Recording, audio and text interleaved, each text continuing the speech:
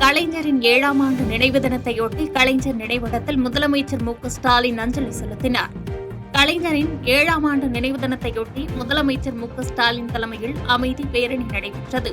ஓமந்தூரார் வளாகத்தில் தொடங்கி கலைஞர் நினைவிடம் வரை செல்லும் பேரணியில் அமைச்சர்கள், எம்பி, சட்டமன்ற உறுப்பினர்கள், திமுக நிர்வாகிகள் பங்கேற்றனர்.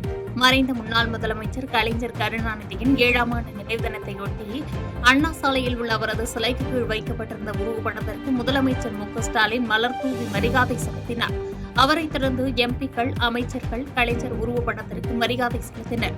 இதனையடுத்து முதலமைச்சர் ஸ்டாலின் தலைமையில் கலைஞர் கருணாநிதி நினைவிடம் வரை அமைதி பேரணி தொடங்கியது. சென்னை ஓமந்தூரார் அரசினர் தோட்டத்திலிருந்து மெரினாவில் உள்ள கலைஞர் நினைவிடம் நோக்கி சென்ற அமைதி பேரணியில் திரளானோர் பங்கேற்றனர். தமிழ்நாட்டிலேயே பெருந்துறை சட்டமன்ற தொகுதி ஓரணியில் தமிழ்நாடு திட்டத்தின் கீழ் உறுப்பினர் சேர்க்கையில் 2வது இடத்தை பெற்றுள்ளதாக ஈரோடு மத்திய மாவட்ட திமுக பொறுப்பாளர் தோப்பு வெங்கடாசலம் தெரிவித்துள்ளார். ஈரோடு மாவட்டம் பெருந்துறையில் உறுப்பினர் சேர்க்கையில் சிறப்பாக செயல்பட்ட கட்சி நிர்வாகிகளுக்கு நன்றி தெரிவித்து பரிசுகள் வழங்கும் நிகழ்ச்சி நடைபெற்றது. இந்த நிகழ்ச்சியில் முன்னாள் அமைச்சரும் ஈரோடு மத்திய மாவட்ட திமுக பொறுப்பாளருமான தோப்பு வெங்கடாசலம் கலந்து கொண்டு 1000க்கும் மேற்பட்ட கட்சி நிர்வாகிகளுக்கு சால்வை அணிவித்தும் பரிசுகளையும் வழங்கினார். தொடர்ந்து செய்தியாளர்களுக்கு பேட்டியளித்த அவர், தமிழ்நாட்டிலேயே பெருந்துறை சட்டமன்ற தொகுதி ஓரணியில் தமிழ்நாடு திட்டத்தின் கீழ் உறுப்பினர் சேர்க்கையில் 2வது இடத்தை பெற்றுள்ளதாக பெருமிதம் கொண்டார். ஒசூர் அருகே பேருந்து சேவை பெற்ற கிராம மக்கள் அரசு பேருந்துக்கு திருஷ்டி சுத்தி நெகிழ்ச்சியடைந்தனர். கிருஷ்ணகிரி மாவட்டம் ஒசூர் அருகே எழுவப்பள்ளி என்னும் கிராமம் வழியாக அரசு பேருந்து இயக்கப்பட வேண்டும் என்று கிராம மக்கள் நீண்ட நாள் கோரிக்கை வைத்து வந்தனர். இவர்களின் கோரிக்கையை நிறைவேற்றும் விதமாக ஒசூர் சட்டமன்ற உறுப்பினர் பிரகாஷ் துரித நடவடிக்கையால் எழுவப்பள்ளி கிராமத்திற்கு பேருந்து சேவை கொண்டு வந்தார். இந்த நிகழ்வில் கிராம மக்கள் அரசு பேருந்தை அலங்கரித்து பேருந்திற்கு திருஷ்டி கழித்து நெகிழ்ச்சியடைந்தனர். பேருந்து சேவையை துவக்கி வைத்து சட்டமன்ற உறுப்பினர் பிரகாஷ் கிராம மக்களை பேருந்தில் ஏற்றிக்கொண்டு சிறிது தூரம் பயணித்தார். தாம்பரம் அருகே ஓய்வு பெற்ற மென் பொறியாளரிடம் ரூபாய் 2.25 கோடி பணத்தை ஏமாற்றிய வடமாநில இளைஞர்கள் 2வரை சைபர் கிரைம் போலீசார் கைது செய்து சிறையில் அடைத்தனர்.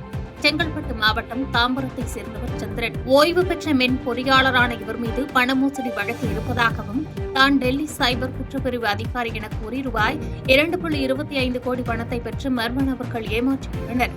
இதுகுறித்து பாதிக்கப்பட்ட சந்திரன் அளித்த புகாரின் பேரில் தாம்பரம் சைபர் கிரைம் போலீசார் வழக்கு பதிவு செய்த நிலையில் தனிப்படை போலீசார் மகாராஷ்டிராவின் அவுரங்காபாத்தில் உள்ள ஒரு விடுதியில் வைத்து பண மோசடியில் ஈடுபட்ட ஸ்ரீகாந்த், சுரேஷ், நரேஷ், கல்யாண் ஆகிய 2வரை கைது செய்து நீதிமன்றத்தில் ஆஜர்படுத்தி சிறையில் அடைத்தனர். வாணியம்பாடியில் தேநீர் கடையை அடித்து நொறுக்கிய சம்பவத்தில் இளைஞரை போலீசார் கைது செய்து விசாரித்து வருகின்றனர். திருப்பத்தூர் மாவட்டம் வாணியம்பாடி பெருமாள்பேட்டை பகுதியில் செயல்பட்டு வரும் தேநீர் கடையில் நேதாஜி நகர் பகுதியைச் சேர்ந்த புகழேந்தி என்ற இளைஞர் கடையில் உள்ள தின்பண்டங்களை சாப்பிட்டுவிட்டு பணம் கொடுக்க மறுத்ததாக தெரிகிறது. இதனால் கடையின் உரிமையாளர் வாக்குவாதத்தில் ஈடுபட்டதால் ஆத்திரமடைந்த புகழேந்தி உருட்டுக்கட்டையால் கடையை அடித்து நொறுக்கி சிசிடிவி காட்சிகள் வெளியாகியுள்ளது. இதுகுறித்து தேநீர் கடை உரிமையாளர் முபாரக் அளித்த புகாரின் பேரில் வாணியம்பாடி நகர காவல் நிலைய போலீசார் புகழேந்தியை கைது செய்து விசாரித்து வருகின்றனர்.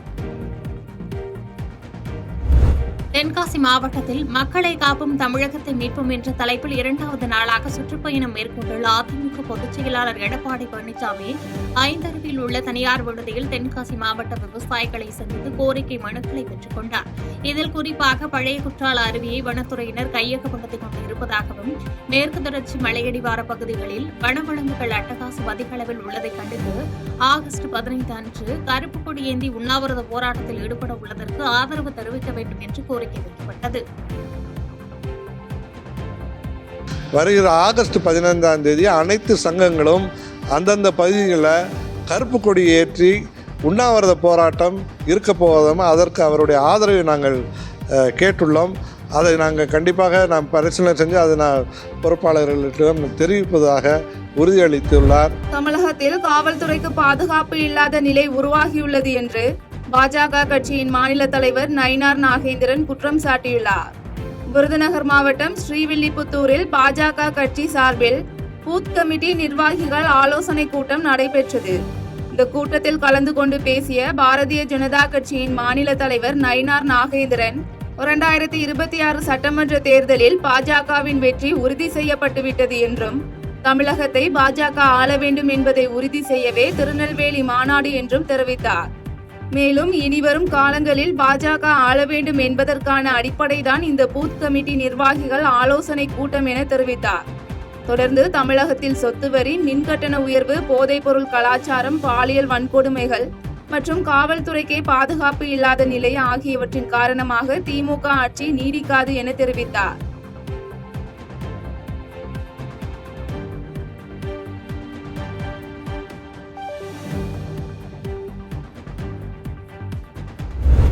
தேமுதிக அங்கம் வகிக்கும் கூட்டணி வெற்றி பெறும் என்று தேமுதிக பொதுச் செயலாளர் பிரேமலதா விஜயகாந்த் நம்பிக்கை தெரிவித்துள்ளார்.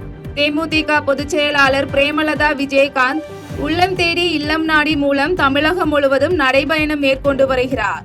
இதன் ஒரு பகுதியாக வேலூர் மாவட்டம் குடியாத்தம் நகரில் நடைபயணம் மேற்கொண்ட தேமுதிக பொதுச் செயலாளர் பிரேமலதா விஜயகாந்துக்கு குடியாத்தம் பகுதியில் உற்சாக வரவேற்பு அளிக்கப்பட்டது. தொடர்ந்து பிரச்சாரத்தின் போது பேசிய பிரேமலதா விஜயகாந்த் கூட்டணி குறித்த கேள்விக்கு தேமுதிக அங்கம் வகிக்கும் கூட்டணி வெற்றி பெறும் என தெரிவித்தார். மேலும் கேப்டன் பிறந்த நாளை வறுமை ஒழிப்பு தினமாக கொண்டாட உள்ளதாகவும் பல நலத்திட்டங்களை தலைமை கழகத்தில் வழங்க உள்ளதாகவும் தெரிவித்தார். இதனைத் தொடர்ந்து செய்தியாளர்களை சந்தித்த தேமுதிக பொதுச் செயலாளர் பிரேமலதா விஜயகாந்த் மின்வெட்டு காரணமாக குடியாத்தத்தில் நெசவு தொழில் மற்றும் தீப்பெட்டி தொழில் பாதிக்கப்படுவதாக தெரிவித்தவர், கூட்டணி வைக்கும் கட்சியோடு பேசி வரும் காலத்தில் இவற்றையெல்லாம் தடுக்க நடவடிக்கை எடுப்பதாக உறுதியளித்தார். மேலும் தமிழகத்தில் கொலை, கொள்ளை, பாலியல் வன்கொடுமை, வழிப்பறி உள்ளிட்டவை அதிகரித்துள்ளதால் சட்ட ஒழுங்கை தன் கையில் வைத்திருக்கும் முதலமைச்சர் இரும்புகரம் கொண்டு அடக்க வேண்டும் என கேட்டுக்கொண்டார். இப்போ இங்க மெயினா மக்கள் பிரச்சனை பீடி தொழில் நலிவுற்று இருக்கிறது, லுங்கி தொழில் நலிவுற்று இருக்கிறது, எங்க பார்த்தாலும் மின்வெட்டு பிரச்சனை இருக்கிறது. மாம்பழத்துக்கு உரிய விலை கிடைக்காததுனால விவசாய மக்கள் பாதிக்கப்பட்டிருக்கிறாங்க. அது மட்டும் இல்லாம இங்க இருக்கிற நிறைய லெதர் ஃபேக்டரிஸ்னால நிலத்தடி நீர் பாஸ் ஆயிருக்கிறது. இப்ப வழி நடுக்க நான் வந்த எல்லா இடத்துலயும் மின்வெட்டு, எங்குமே கரண்ட் இல்லாத ஒரு நிலையை பார்க்க முடிகிறது. இதனாலதான் அண்ணன் முதலமைச்சர் ஸ்டாலினிடம் நான் நிச்சயமாக சிஎம் செல்லுக்கு மக்களை சந்திக்கிறத எல்லாமே அவர் கவனத்துக்கு கொண்டு போய் அவங்க இருக்கின்ற இன்னும் கொஞ்ச நாள் இந்த திட்டங்கள்லாம் மக்களுக்கு செய்து தரணும் என்ற கோரிக்கையை நம்ம வேலூர் மாவட்டம் குடியாத்தம் மக்கள் சார்பாக வைப்பேன் என்று இந்த நேரத்தில் உங்ககிட்ட நான் தெரிவித்துக் கொள்கிறேன். அரசு ஊழியர்களுக்கும் ஆசிரியர்களுக்கும் பாதுகாப்பு இயக்கமாக திராவிட மாடல் அரசு உள்ளது என்று பள்ளி கல்வித்துறை அமைச்சர் அன்பில் மகேஷ் பொய்யாமொழி தெரிவித்துள்ளார். கடலூர் மாவட்டத்தில் கற்றல் அடைவு திறன் அதிகரிக்க வேண்டி மாவட்ட ஆட்சியர் ஆதித்யா செந்தில்குமார் தலைமையில் பள்ளி தலைமை ஆசிரியர்களுக்கான ஆய்வுக் கூட்டம் நடைபெற்றது. இதில் சிறப்பு அழைப்பாளராக கலந்து கொண்ட தமிழக பள்ளி கல்வித்துறை அமைச்சர் அன்பில் மகேஷ் பொய்யாமொழி தலைமை ஆசிரியர்களுக்கு பல்வேறு அறிவுரைகள் வழங்கினார். இதனைத் தொடர்ந்து செய்தியாளர்களிடம் பேசிய அவர், மாணவர்கள் தேர்ச்சி விகிதத்தில் கடலூர் மாவட்டம் 2ஆம் இடம் பிடித்துள்ளது பெருமையாக உள்ளது என்றும், மாவட்ட ஆட்சியர் அறிமுகப்படுத்திய கோடையில் கற்றல் திட்டம் மிக பெரும் வெற்றி பெற்றுள்ள நிலையில் இதனை தமிழகம் முழுவதும் செயல்படுத்த நடவடிக்கை மேற்கொள்ளப்படும் என்றும் தெரிவித்தார். மேலும் அரசு ஊழியர்களுக்கு திமுக அரசு பட்டை நாமம் சாற்றுவதாக பாமக தலைவர் அன்புமணி ராமதாஸ் தெரிவித்த கருத்துக்கு பதிலளித்தவர், அரசாங்கத்தை இயக்கக்கூடிய இதயமாகவும் மூளையாகவும் அரசு ஊழியர்கள் உள்ள நிலையில் அரசு ஊழியர்களுக்கும் ஆசிரியர்களுக்கும் பாதுகாப்பு இயக்கமாக திராவிட மாடல் அரசு உள்ளது என்று நம்பிக்கை தெரிவித்தார். மன்ற செயல்பாடுகள் யார் யாரெல்லாம் நல்லா செயல்பட்டுருக்கோ நாங்களே செலக்ட் பண்ணி அந்த குழந்தைங்களை கூட்டிகிட்டு போகிறோம். ஊட்டிக்கு நாங்கள் கூட்டிகிட்டு போனோம், கொடைக்கானல் நாங்கள் கூட்டிகிட்டு போனோம். ஸோ அங்கேயும் பார்த்தீங்கன்னா 1 வீக் தங்க வச்சு பெரிய பெரிய ஆளுமைகள்லாம் யார் யாரெல்லாம் ஐஏஎஸ் ஆஃபீஸர்ஸ், ஐபிஎஸ் ஆகிறது யார், ஒரு ப்ரொஃபஸர்ஸு, இவங்க மூலமாக அந்த குழந்தைங்களுக்கான நான் ஏற்கனவே சொன்ன தலைமை பண்புனா என்ன, எப்படி நடந்து கொள்ள வேண்டும் என்ற விதமான ஒரு வகுப்பை தங்க வச்சு நாங்கள் அதை பண்ணிட்டு இருக்கோம். பட் ஆனால் இது ஸ்கூல் ஸ்பெசிஃபிக்காக ஒரு மாவட்டத்து லெவலில் நீங்கள் கொண்டு போகும்போது இவ்வளோ பேர் பெருமையாக, அதுவும் நம்முடைய கலெக்டர் 1000 ஸ்டூடெண்ட்ஸ் பண்ணியிருக்கோம். அது இனி வருங்கால அந்த 14 ஆக்டிவிட்டீஸையும் 5000 ஸ்டூடெண்ட்ஸ் நாங்கள் கொண்டு போகிறதுக்கு முயற்சி செய்கிறோம். ஸோ நல்ல ஒரு இனிஷியேட்டிவ். அது கண்டிப்பாக அதோட பாசிபிலிட்டிஸ் பார்ப்போம். அந்த 14 ஆக்டிவிட்டிஸ் என்னென்னலாம் நம்ம எல்லா மாவட்டத்திலும் பொருந்திருந்த அளவுக்கு இருக்குங்கிறத பார்ப்போம். ஏன்னா இந்த செய்தியும் பார்த்தீங்கன்னா இந்த ஹார்ஸ் ரைடிங் அண்ட் கால்ஃப்லாம் சென்னை முதற்கொண்டு அது அவ்வளோ ரீச் ஆச்சு. அந்த செய்திகள்லாம் பார்க்கும் பொழுது கரெக்டாக இன்னைக்கு அதையும் நாங்கள் ஷேர் பண்ணிக்கூடிய அளவுக்கு கண்டிப்பாக நல்ல திட்டமாக தான் நம்ம சார். இப்போ திமுக அரசு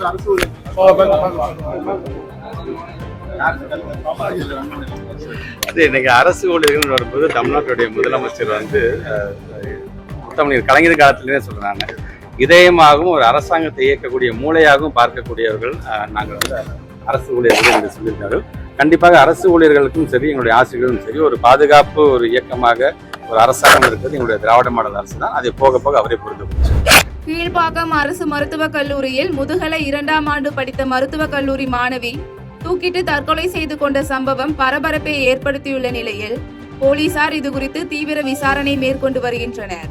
திருவள்ளூரைச் சேர்ந்த ரவி என்பவரின் மகள் திவ்யா. இவர் டிபி சத்திரம் பகுதியில் வாடகைக்கு அறை எடுத்து தங்கி கீழ்ப்பாக்கம் அரசு மருத்துவக் கல்லூரியில் முதுகலை 2ஆம் ஆண்டு படித்து வந்துள்ளார். அப்போது உடன்பயிலும் தட்சிணாமூர்த்தி என்பவரை காதலித்துள்ளார். இந்த விஷயம் பெற்றோருக்கு தெரியவர இரு குடும்பத்தாரும் கலந்து பேசி படிப்பு முடிந்ததும் இருவருக்கும் திருமணம் நடத்தி வைப்பதாக தெரிவித்துள்ளனர். இந்நிலையில் திவ்யா செயல்முறை வகுப்புக்காக கீழ்ப்பாக்கம் அரசு மருத்துவமனைக்கு சென்று மதியம் போல் தனது அறைக்கு திரும்பியுள்ளார். அப்போது திவ்யாவை செல்போனில் தொடர்பு கொள்ள முயன்ற தட்சிணாமூர்த்தி திவ்யா அழைப்பை எடுக்காததால் சந்தேகமடைந்து தனது நண்பருடன் திவ்யா அறைக்கு சென்றுள்ளார். அறை உள்பக்கமாக பூட்டப்பட்ட நிலையில் அறையை உடைத்து உள்ளே சென்று பார்த்த தட்சிணாமூர்த்தியும் அவரது நண்பரும் திவ்யா ஜன்னல் கம்பியில் தூக்கில் தொங்கியபடி இருந்ததை கண்டு அதிர்ச்சி அடைந்தனர். இதனையடுத்து தகவலின் பேரில் சம்பவ இடத்திற்கு வந்த டிபி சத்திரம் போலீசார் திவ்யாவின் உடலை மீட்டு பிரேத பரிசோதனைக்காக கீழ்ப்பாக்கம் அரசு மருத்துவமனைக்கு அனுப்பி வைத்தனர். பின்னர் அதிகப்படியான பணிசுமை காரணமாகவே திவ்யா தற்கொலை செய்தார் என்று அவரது உறவினர்கள் குற்றம் சாட்டிய நிலையில் போலீசார் இதுகுறித்து தீவிர விசாரணை மேற்கொண்டு வருகின்றனர்.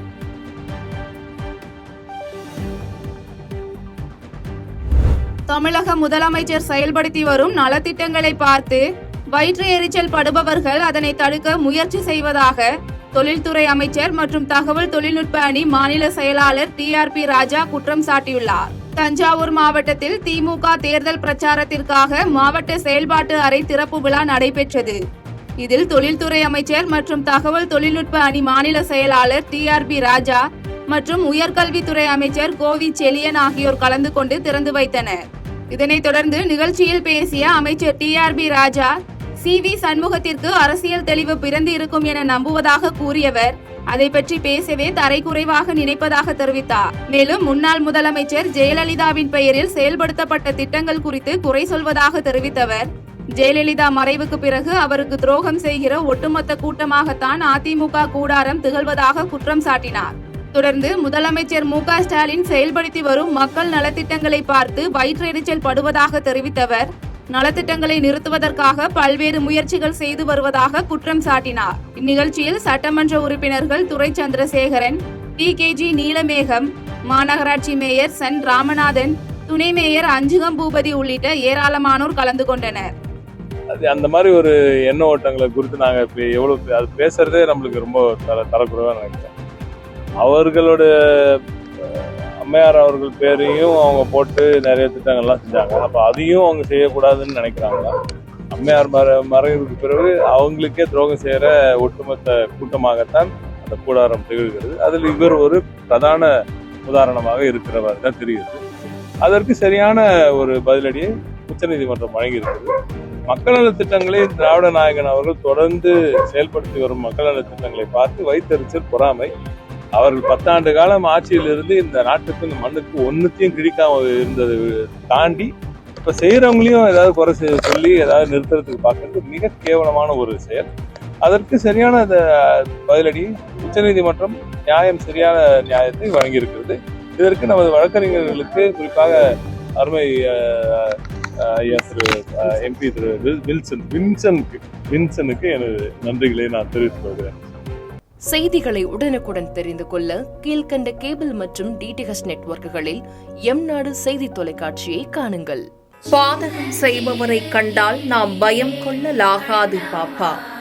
மோதி மிதித்து விடு பாப்பா, அவர் முகத்தில் உமிழ்ந்து விடு பாப்பா.